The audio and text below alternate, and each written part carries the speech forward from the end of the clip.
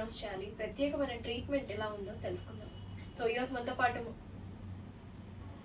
మనతో పాటు ఉన్నారు రవి హీలియోస్ హాస్పిటల్ నుంచి senior orthopaedic surgeon doctor Vijay Bhaskar గారు ఉన్నారు. మాట్లాడతాం. సార్ నమస్తే సార్. నమస్కారం సార్, క్యాన్సర్ అనే పేరు వింటేనే మనం భయపడిపోతుంటాం సార్. దాంట్లో ప్రత్యేకంగా ఈ బోన్ క్యాన్సర్. యూజువల్గా కొన్ని క్యాన్సర్స్ మనం ట్రీట్ చేయగలుగుతాం. బ్రెస్ట్ క్యాన్సర్ కావచ్చు, సర్వైకల్ కావచ్చు, ఇవి ఇనిషియల్ స్టేజెస్లో. మరి బోన్ క్యాన్సర్ కూడా ఇనిషియల్ స్టేజెస్లో డయాగ్నోసిస్ అనేది తెలుస్తుందంటారా? అబ్సల్యూట్ రైట్ అండి. బోన్ క్యాన్సర్ అనేది ఇట్స్ ఎ బిగ్ వర్డ్. అంటే మోస్ట్ కామన్ కాకుండా కూడా అన్కామన్లో కూడా మనం చూస్తూ ఉంటాం. ఈ మధ్య కాలంలో ఈ క్యాన్సర్ డిసీజెస్ అనేది విపరీతంగా స్ప్రెడ్ అవుతుంది. It's because of various socio economic issues ఉంటాయి. సోషల్గా ఎక్కువగా తీసుకునే న్యూట్రిషన్ వల్ల కానీ, ఆర్ కంజెనిటల్ డిసీజెస్ వల్ల కానీ, లేకపోతే ఫ్యామిలీ హిస్టరీ వల్ల కానీ, లేకపోతే స్పెసిఫిక్గా బోన్ పెథాలజీ వల్ల కూడా మనకి బోన్ ట్యూమర్స్ అనేది చూస్తాం. బోన్ ట్యూమర్స్ మనం రెండుగా డివైడ్ చేయాలి. ఒకటేమో బినైన్ ట్యూమర్స్ అంటాం, రెండోదేమో మ్యాలిగ్నెంట్ ట్యూమర్స్ అంటాం. బినైన్ ట్యూమర్స్ అంటే అది వట్టి గడ్డ ట్యూమర్ అన్నట్టు. అందులో క్యాన్సరస్ సెల్స్ ఉండవు. యూజువల్గా బ్రెస్ట్ దగ్గర, ఎల్బో దగ్గర, షోల్డర్ దగ్గర, అంతేకాకుండా పెల్విస్లో, హిప్స్లో అక్కడక్కడ మనకు టెంపరీ గడ్డలు డెవలప్ అవుతాయి. వాటిని మనం బినైన్ ట్యూమర్స్ అంటాం. అవి ఈవింగ్స్ ట్యూమర్ కానీ, లేకపోతే ఈవెన్ సమ్ టైమ్స్ మనకు ఎగ్జోస్టోసిస్ కానీ, ఇట్లాంటివన్నీ ట్యూమర్స్ అన్ని టెంపరీగా కేవలం అక్కడి వరకే పరిమితమై ఎలాంటి సమస్యలు రాకుండా ఫ్యూచర్లో చూసుకుంటాం. సో యూజువల్గా ఏమవుతుందంటే బినైన్ ట్యూమర్స్లో మనకు ఎక్కువ శాతం రికవరీకి బాగుంటుంది. అంటే అది క్యాన్సరస్గా స్ప్రెడ్ అవ్వకుండా బినైన్ ట్యూమర్ ఆ లిమిటేషన్లో ఉండి ఆ యొక్క బినైన్ ట్యూమర్ని కట్ చేయడం వల్ల ఇంకా మళ్ళీ వచ్చే ఆస్కారం ఉండదు. సో దీన్ని మనం బినైన్ ట్యూమర్ ఆర్ ఉత్తుత్తి ట్యూమర్ ఆర్ గడ్డ అంటాం. సో అదే మనం మ్యాలిగ్నెంట్ ట్యూమర్ తీసుకుంటే అది మనం వైడ్ స్ప్రెడ్గా ఒక దగ్గర నుంచి టోటల్గా బాడీ లోపలికి ఎక్కడికైనా స్ప్రెడ్ అవ్వచ్చు. దాన్ని మనం క్యాన్సర్ అంటాం. అంటే క్యాన్సర్ అంటే ఇలా స్ప్రెడ్ అవ్వడం బాడీ మొత్తం. సో ఈ క్యాన్సరస్ ట్యూమర్స్ అనేది మనం ఇప్పుడు డిస్కస్ చేయాల్సిన అవసరం ఉంది. అది అన్కామన్గా వచ్చినా కూడా వాటి గురించి ఎందుకు అవగాహన పెంచుకోవాలంటే నెగ్లెక్ట్ చేయకుండా ఎర్లీగా వచ్చేసి వాటిని మనం టెస్ట్ చేయించుకోవడం అనేది అవసరం. సో ఎనీ ట్యూమర్ యూజువల్గా ఏమవుతుంది, ఒక గడ్డ మనకు స్కిన్ను పొడుచుకొని వచ్చే లెవెల్లో డెవలప్ అవుతుంది. ఎప్పుడైతే ఆ ఎముక పెరియాస్టమ్ని చొచ్చుకొని వచ్చేసి బయట కండరాలు, నరాలు, రక్తనాళాలు, ఫేషియా, స్కిన్ వరకు ఎప్పుడైతే ప్రెషర్ పెరుగుతుందో తద్వారంగా ఆ అబ్నార్మల్ స్వెల్లింగ్ కనబడుతుంది. దాంతోపాటు పెయిన్ పెరుగుతూ ఉంటుంది. దాంతోపాటు కొంత మూమెంట్స్ రిస్ట్రిక్ట్ అవుతూ ఉంటాయి ఆ జాయింట్స్లో. సో ఇలాంటి సమస్య ఏర్పడ్డప్పుడు ఎర్లీగా అయితే వాళ్ళు వచ్చేసి టెస్ట్ చేయించుకుంటే అది సింపుల్ ట్యూమరా లేకపోతే మ్యాలిగ్నెంట్ క్యాన్సర్ ట్యూమర్ అన్నది చెప్పడానికి వీలవుతుంది. కానీ మోస్ట్లీ వాళ్ళు అబ్సల్యూట్లీ రైట్.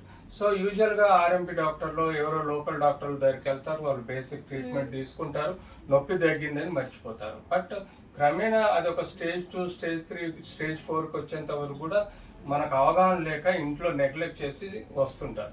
సో మనం ఏం చేయాల్సిన అవసరం ఉంటుంది అంటే ఇట్లాంటి మ్యాలిగ్నెంట్ ట్యూమర్ ర్యాపిడ్గా పెరుగుతుంది. అంటే బినైన్ ట్యూమర్ స్లోగా సంవత్సరాలకు ఒకసారి పెరిగితే, అదే మ్యాలిగ్నెంట్ క్యాన్సర్ ట్యూమర్ ర్యాపిడ్గా యంగ్ ఏజ్లో, మిడిల్ ఏజ్లో కూడా ఈ ట్యూమర్ అనేది పెరుగుదల ఫాస్ట్గా పెరుగుతూ ఉంటుంది. అంటే ఫాస్ట్గా క్యాన్సర్ స్ప్రెడ్ అవుతున్నట్టుగా ఇది స్ప్రెడ్ అవుతూ ఉంటుంది. సో మనకు బినైన్ ట్యూమర్ స్లోగా పెరిగితే క్యాన్సరస్ ట్యూమర్ ర్యాపిడ్గా పెరుగుతూ ఉంటుంది, అంటే స్పీడ్గా పెరుగుతుంది. అన్ని కాదు. సో ఎలాగైతే ర్యాపిడ్గా పెరుగుతుందో, అది వైడ్ స్ప్రెడ్గా పెరుగుతుందో, సమస్య నొప్పి, వాపు, ఎర్రబడ్డం లాంటి సమస్యలు వచ్చినప్పుడు యూజువల్గా వీళ్ళు మా దగ్గరికి రీచ్ అవుతుంటారు. టెక్నికల్గా ఇందులో చాలా రకాల, చూడండి ఇది నార్మల్ బోన్ అండి. ఈ బోన్కు పైన పొర ఉంటుంది, దాన్ని మేము పెరిస్టమ్ అంటాం. ఎప్పుడైతే ఈ బోన్ లోపల మనకు ఎప్పుడైతే ఈ గడ్డ పెరుగుతుందో, ఈ గడ్డ పెరిగినప్పుడు దీనిపైన ఉండే పొర స్ట్రెచ్ అవుతూ ఉంటుంది. స్ట్రెచ్ అయినప్పుడే వారికి పెయిన్ వస్తుంది. ఈ పెరియాస్టమ్ అనే థిక్ లేయర్ ఏదైతే స్ట్రెచ్ అవుతూ ఉంటుందో, ఇది ఎప్పుడైతే కండరాలలో గుచ్చుకుంటుందో, ఆ కండరాలలో ప్రెషర్ పెరుగుతుందో, లేకపోతే ఫేషియాలో ప్రెషర్ పెరిగినా, స్కిన్లో ప్రెషర్ పెరిగినా ఈ నొప్పి బాగా సివియర్ పెరిగే ఛాన్సెస్ ఉంటాయి. సో ఇలా ఈ ట్యూమర్స్ మనము ఆల్ ఓవర్ బాడీలో స్ప్రెడ్ అవుతూ ఉంటాయి. ఇది మనకు ముఖ్యంగా చూడాలి. ఇందులో ఏ రకాల ట్యూమర్స్ మన బాడీలో ఉంటాయంటే అందులో మెయిన్గా ట్యూమర్స్ అంటే క్యాన్సర్ ట్యూమర్స్ గురించి మాట్లాడుకుంటే ఆస్టియోసార్కోమా, ఇవింగ్ సార్కోమా, కాండ్రోసార్కోమా, ఈ 3 రకాల క్యాన్సర్స్, స్పెషల్లీ ఆస్టియోసార్కోమా అనేది మోస్ట్ డేంజరస్ ట్యూమర్ అండి, క్యాన్సర్ ట్యూమర్. ఆ తర్వాత ఇవింగ్ సార్కోమా, తర్వాత కాండ్రోసార్కోమా అంటే మన బాడీలో బోన్స్తో పాటు మెత్తటి ఎముకలు కూడా ఉంటాయి, వాటిని కార్టిలేజ్ అంటాం. వాటిలో వచ్చే ట్యూమర్స్ని కాండ్రోసార్కోమా అంటాం. అలాగే కొన్ని ట్యూమర్స్, వెరీ రేర్ ట్యూమర్స్, కార్డోమా అంటాము, లేకపోతే ఫైబ్రోసార్కోమా అంటాం, జాయింట్ సెల్ ట్యూమర్ అంటాం, ఇలా అన్ఐడెంటిఫైడ్ ఫ్లేమార్ఫిక్ సార్కోమా అంటాం. ఇట్లాంటి ఎన్నో రకాల ట్యూమర్స్ కూడా మన బాడీలో కనబడుతుంటాయి. సో ఈ వేరియబుల్, ఈ బినైన్ ట్యూమర్కు, క్యాన్సరస్ ట్యూమర్కు మనకు వాటి యొక్క చేంజెస్ని బట్టి, వాటి యొక్క ప్రాబ్లం బట్టి మనం చూడాలి ఏమవుతుంది అసలు క్యాన్సర్ ట్యూమర్స్లో మనం ఎలాగో లక్షణాలు. సార్ ఇప్పుడు క్యాన్సర్ అనగానే మనం అనుకుంటే లక్షణాలు అనేవి డిలే ఉంటాయి, but bone tumours, bone cancer కి లక్షణాలు ఎలాంటివి ఉంటాయి సార్? అబ్సల్యూట్లీ రైట్ అండి. దీనిలో ఎక్కువగా మనకు బోనీ పెయిన్ అనేది ఎప్పుడైతే ఎముక పైన ఉండే పొర పగిలినప్పుడు ఆ స్ట్రెచ్ పెయిన్లో పెయిన్ ఫస్ట్ అండ్ ఫార్మోస్ట్ ఎక్కడైతే బోన్ క్యాన్సర్, బోన్ ట్యూమర్ వచ్చిందో అక్కడ మనకు పెయిన్ బాగా టైట్గా పర్సిస్టెంట్ అంటే కంటిన్యూస్గా ఉంటుంది. ఎప్పుడైతే గడ్డ పెరుగుతూ ఉంటే స్ట్రెచ్ పెయిన్ పెరుగుతూ ఉంటుంది, స్వెల్లింగ్ పెరుగుతూ ఉంటుంది, దాని దగ్గరలో ఉండే జాయింట్ లిమిటేషన్ అవుతుంది, మూమెంట్కు పెయిన్ఫుల్ ఉంటుంది. అంతేకాకుండా మనకు జనరలైజ్డ్గా క్యాన్సర్ ట్యూమర్ రాగానే బాడీ అంతా కొంత కణాల మార్పిడి వస్తుంది కాబట్టి ఫెటిగ్ ఉంటారు, అంటే క్లమ్జీగా ఉంటారు, ఏ పనులు చేయలేని విధంగా ఎప్పుడు డల్గా ఉంటారు, జనరలైజ్డ్ పెయిన్స్ ఎక్కువగా వస్తుంటాయి. సో అలాంటివి మనం ఎక్కువగా చూస్తాము. జనరలైజ్గా యాజ్ యూజువల్గా ఎప్పుడైతే బాడీలో ఒక బోన్ రియాక్షన్స్ జరుగుతూ ఉంటాయో బాడీలో టెంపరేచర్ కూడా పెరుగుతుంది, దాన్ని మనం ఫీవర్ రూపంలో చూస్తాం. సో ఇలాంటి ట్యూమర్స్ అనేది మనం ఏంటి అసలు క్యాన్సర్ రావడానికి కణాలలో ఉండే, బోన్ కణాల్లో ఉండే డిఎన్ఏ మార్పు, దాని యొక్క మార్ఫలాజికల్ చేంజెస్ రావటం వల్ల ఈ క్యాన్సర్ కణాలు అనేది ఈ డిఎన్ఏ మార్పు వలన పెరుగుతూ పోతుంటాయి. ఎందుకు అసలు ఈ ట్యూమర్స్ ఎందుకు వస్తున్నాయి, ఈ మధ్యకాలంలో ట్యూమర్స్ ఎందుకు పెరుగుతున్నాయి అంటే సోషియో ఎకనామిక్ ఇష్యూస్, యూజువల్గా ఉన్న న్యూట్రిషనల్ అలవాట్లు కానీ, ఉండే పద్ధతులు కానీ, ఈ కెమికల్ ఎఫెక్ట్స్, మనం తీసుకునే ఆర్టిఫిషియల్ ఫుడ్స్, మనం తీసుకునే కెమికల్స్, మనము గాలిలో అంటే పొల్యూషన్ ఎక్కువగా ఉండటం వలన జరిగే కెమికల్స్ మన బాడీలో పోయి ఎక్కడో దగ్గర లెడ్ లాంటివి కానీ ఇతరత్ర కెమికల్స్ మన బాడీలో బోన్స్లలో ఈ డిఎన్ఏ మార్పు చెందటం వలన మనకి ఇట్లాంటి క్యాన్సర్ ట్యూమర్స్ అనేది ఎక్కువగా వస్తుంటాయి. సార్ ఇప్పుడు క్యాన్సర్ ట్యూమర్స్ అనేవి ఇప్పుడు కామన్ అయిపోయాయి సార్. మనం స్టార్టింగ్ లో కూడా మీరు అన్నట్టు లైఫ్ స్టైల్ వల్ల క్యాన్సర్స్ ఎక్కువ వస్తున్నాయని. సో డైట్ అనేది స్పెసిఫిక్ గా పలానా డైట్ తీసుకుంటే ఇటువంటి డేంజరస్ డిసీజెస్ నుంచి మనం బయటపడచ్చా? మనం 50 ఏళ్ళు 100 ఏళ్ళ కింద చూసినప్పుడు వ్యక్తులలో ట్యూమర్స్ అనేది, క్యాన్సర్ ట్యూమర్స్ అనేది చూడలేదు. కానీ ఇప్పుడు ఎందుకు చూస్తున్నామంటే ఎప్పుడైతే డికేడ్స్ వస్తున్నాయో ఆర్టిఫిషియల్ ఫుడ్స్, జంక్ ఫుడ్స్ మన పెరగడం జరుగుతుంది. బెస్ట్ అండ్ ఫార్మోస్ట్ 100 సంవత్సరాల కింద ఇంట్లో పండించిన కూరగాయలు కానీ, తినే ఆహారం కానీ, కార్బోహైడ్రేట్, ప్రోటీన్, ఫ్యాట్ కానీ సమతుల్యంలో తీసుకునే వాళ్ళు. బెస్ట్ పెస్టిసైడ్స్, అసలు పెస్టిసైడ్స్ వాడేవాళ్ళు కాదు ఆ కాలంలో, అంతా న్యాచురల్ వాడేవాళ్ళు. సో తద్వారా ఏంటంటే న్యాచురల్ ఫుడ్స్ తీసుకునేవాళ్ళు కాబట్టి ఇట్లాంటి క్యాన్సర్స్ వచ్చేటివి కాదు. కానీ ఈ కాలంలో ఎవరు పంటలు పండించడం లేదు, ఎవరు ఏ ఫార్మింగ్ చేయట్లేదు, అంతా depending on artificial foods, depending on pesticide foods, depending on chemical foods, artificial colours, అంతే కాకుండా టాక్సిన్స్, పొల్యూషన్లో ఉండే టాక్సిన్స్, ఇవన్నీ సమూహమైన ఈ మధ్య చూస్తున్నారు. ఎర్లీ రైపనింగ్ కోసం ఫ్రూట్స్ కూడా ఇంజెక్షన్స్ ఇచ్చేసి కెమికల్ చేస్తున్నారు. ఈవెన్ వెజిటేబుల్స్ కూడా కెమికల్స్లో ముంచి అమ్ముతున్నారు. ఎందుకంటే వాటి యొక్క బరువు పెరగడానికి, వాటి యొక్క కలర్ ఇంప్రూవ్ అవడానికో ఏదో ఒక ప్రక్రియ ద్వారా ఒక ఫుడ్ని కలుషితం చేస్తున్నారు, ఒక రా మెటీరియల్ని కలుషితం చేస్తున్నారు. వీటి వల్ల కూడా మనకు క్యాన్సర్స్ వస్తున్నాయి. రెండోది పొల్యూషన్ వల్ల కూడా మనకు ఎక్కువగా క్యాన్సర్స్ వస్తున్నాయి. పొల్యూషన్, ఎయిర్ పొల్యూషన్ పెరిగిపోయింది, మనకు గ్లోబలైజేషన్లో వార్మింగ్ అప్ పెరిగిపోయింది. తద్వారా కూడా మనకు క్యాన్సర్స్ వచ్చే ప్రమాదం ఉంది. అట్లాగే జీన్స్లో కూడా కొన్ని వ్యాధులు ఉన్నాయి, తద్వారా కూడా మనకు డిఎన్ఏ చేంజెస్ వలన కూడా వ్యాధులు వచ్చేది. ఆటోఇమ్యూన్ డిసీజ్, మనకు రోగనిరోధక శక్తి స్ట్రాంగ్గా లేకపోవటం వల్ల కూడా మనకి క్యాన్సర్ డిసీజ్ వచ్చే ఆస్కారం ఉన్నది.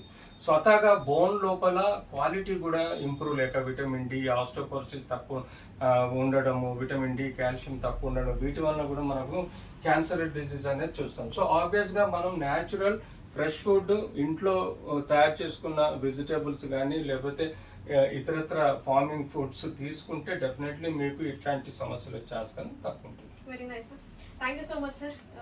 రేడియేషన్ ట్రీట్మెంట్ ఉంది చెప్పలేము. ఎన్ని మినిట్స్ అయింది బ్రో? 10 minutes. సార్ ఇది ఒక్కటి తీసుకుందాం ట్రీట్మెంట్. సో క్యాన్సర్ అనగానే ఫస్ట్ మనకు కనిపించేది సార్, క్యాన్సర్కి అనేక రకాల ట్రీట్మెంట్స్ ఉన్నాయి. రేడియేషన్ ట్రీట్మెంట్ అని, కీమోథెరపీ అనేది. సో ఇప్పుడు బోన్ క్యాన్సర్స్కి ఏ ట్రీట్మెంట్కి వెళ్తే మంచిది అంటారు ఫస్ట్? అబ్సల్యూట్లీ రైట్ అండి. బోన్ క్యాన్సర్స్ అనేది స్పెసిఫిక్గా ఒక డేంజరస్ డిజీజ్. ఆస్టోసార్కోమా కానీ, కాండ్రోసార్కోమా, బినైన్ సార్కోమా, ఏదైతే ఈవింగ్ సార్కోమా ఉందో ఇవన్నీ మేజర్ టోటల్గా సమ్ టైమ్స్ జాయింట్స్ ఇన్వాల్వ్ అయితే, ఎంటైర్ బోన్ ఇన్వాల్వ్ అవుతుంది, చుట్టూంటే మజిల్స్ ఇన్వాల్వ్ అవుతుంది. అంతేకాకుండా ఇది మనము ఎలా తెలుసుకుంటాం? ప్లెయిన్ ఎక్స్రేలో చూడొచ్చు, సిటీ స్కాన్లో చూడొచ్చు, ఎంఆర్ఐలో చూడొచ్చు. స్పెసిఫిక్ ట్యూమర్స్ యొక్క మార్కర్స్ ఉంటాయి, రక్త పరీక్షలు చేయడం వల్ల మార్కర్స్తో పాటు తెలుసుకోవాలి. ఇవన్నీ తెలుసుకున్న తర్వాత బోన్ డెన్సిటోమెట్రీ కూడా చేసుకోవాల్సి వస్తుంది. స్పెసిఫిక్గా vitamin D, calcium, minerals, zinc ఇవన్నీ ఎలా ఉన్నాయో మనం రూల్ అవుట్ చేసుకోవాలి. సో అన్ని రూల్ అవుట్ చేసుకున్న తర్వాత బోన్ బయాప్సీ ఉంటుంది. ఆ బోన్ బయాప్సీ ద్వారా మనం కన్ఫర్మ్ చేసుకుంటాం ఏ రకమైన ట్యూమర్ అనేది, ఇదేమైనా మనకు సార్కోమనా లేకపోతే ఇతరత్ర వ్యాధి అనేది తెలుసుకోవడం. ఇలా స్పెసిఫిక్గా మనం డయాగ్నోసిస్ చేసిన తర్వాత స్టేజింగ్ ఉంటుంది. అంటే ఏ స్టేజ్లో ఉంది, స్టేజ్ 1, 2, 3, 4లో ఉంది అనేది చేసుకుంటాం. స్టేజ్ 1 to 3 వరకు కూడా మనకు 100% రికవరీకి ఉంటుంది. కానీ స్టేజ్ 4లో కూడా కొన్ని సమస్యలు పెరుగుతాయి. సో ఒక బోన్ ట్యూమర్ ఒకే చోట ఉండాలని రూల్ లేదండి. ఇది లంగ్ నుంచి రావచ్చు, లేకపోతే కిడ్నీ నుంచి రావచ్చు, లివర్ నుంచి రావచ్చు, లేదా బోన్స్లో ఇతరత్ర పార్ట్స్లో ఉండవచ్చు. సో ఇవన్నీ తెలుసుకోవడానికి మనం పెట్స్కి సిటీ స్కాన్ అనేది చేసి బాడీలో ఇంకా ఎక్కడైనా ట్యూమర్స్ ఉన్నదని చూసుకోవాలి. ఎప్పుడైతే మనకు జనరలైజ్ ట్యూమర్స్ ఉంటాయి, కొంతమందికి అన్ని బోన్స్ ఇన్వాల్వ్ అవుతాయి క్యాన్సర్. సో అలాంటప్పుడు దాని యొక్క ప్రోగ్నోసిస్ చాలా బ్యాడ్గా ఉంటుంది. ఒకటే బోన్కి ఇన్వాల్వ్ అయితే ప్రోగ్నోసిస్ మంచిగా ఉంటుంది. సో ఇలా మనం అన్ని స్టేజెస్లలో పెట్ సిటీలు, ఎంఆర్ఐలు, సిటీ, ఎక్స్రేస్, మార్కర్స్ ఇవన్నీ చేసిన తర్వాత ఒక కన్ఫర్మ్ చేసుకున్న తర్వాత ట్రీట్మెంట్ ఇవ్వడం జరుగుతుంది. సో ఈ ట్రీట్మెంట్లో మనం మెయిన్గా ఈ యొక్క క్యారెక్టర్ను బట్టి రేడియేషన్ థెరపీ అనేది, ఇది కరెంటు, సింపుల్ వర్డ్స్లో కరెంటు పెడతారు, తద్వారా క్యాన్సర్ని మనం తక్కువ చేయొచ్చు. అలాగే కీమోథెరపీ, డ్రగ్స్, ఐవి ఇంజెక్షన్స్ ఇవ్వటం వల్ల కూడా మనకు ఈ యొక్క క్యాన్సర్ని రూపుమాపే ఆస్కారం ఉంటుంది. థర్డ్ది సర్జరీ అంటే ఆ యొక్క ట్యూమర్ని ఎలిమినేట్ చేయడానికి నార్మల్ బోన్ వరకు కూడా మనం ఆ ట్యూమర్ని కట్ చేసి తీసేయడం. సో ఇది ఒక సింగిల్ లీజన్ అయితే ఈజీగా మంచిగా రిజల్ట్స్ ఉంటుంది, కానీ మల్టిపుల్ ఏరియాలో తీయలేము కాబట్టి బ్యాడ్ ఇది ఉంటుంది. సో జెనెటిక్ ఫ్యాక్టర్లో కూడా జెనెటిక్ డిజార్డర్స్, కొన్ని సిండ్రోమ్స్ ఉంటాయి, కొన్ని బ్లాస్టోమాస్ ఉంటాయి, ఆ జెనెటిక్ మ్యూటేషన్స్ కూడా ఉంటాయి, వాటిని కూడా చూసుకోవాల్సిన అవసరం ఉంది. కొన్ని బినైన్ బోన్ కండిషన్స్లో పెజెస్ డిసీజ్ అని ఇట్లాంటి ఎన్నో ఎన్కాండ్రోమోస్ కానీ. సో ఇవి మనం radiation, chemotherapy and surgical intervention ద్వారా ఈ కాలంలో ఎక్కువగా కేసెస్ని 100% ట్రీట్ చేయగలుగుతున్నాం కాబట్టి చాలా వరకు సక్సెస్ రేట్ బాగుంది. సో ఇలా మనం మేనేజ్ చేయాల్సిన అవసరం ఉంది. Thank you so much sir. Thank you. నమస్తే. ఇది ఫర్జా బ్రో. సార్ ఒకసారి బోన్ స్ట్రక్చర్